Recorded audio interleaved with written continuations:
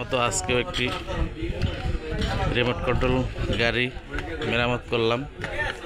তো remote control গাড়িটার এটা 4টা ব্যাটারিতে এটা চলতো, পেন্সিল ব্যাটারিতে। তো 4টি ব্যাটারি, তো প্রায় কয়েকদিন পর পরই ব্যাটারি পাল্টাতে হয়, একটা ঝামেলা এবং টাকাও বেশি, একটা ব্যাটারি 20 টাকা করে।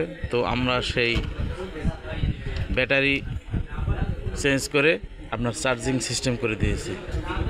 তো এই হলো বন্ধুরা, এখানে সিগন্যাল বাতি এবং ডায়োডের মাধ্যমে এটা আমরা করেছি এবং এখানে একটা চার্জিং কর্ড বসিয়েছি, যেটা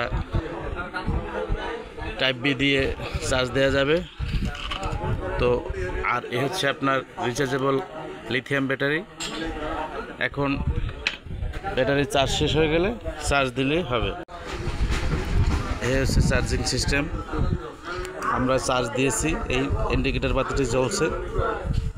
আমরা একটু চালিয়ে দেখাই।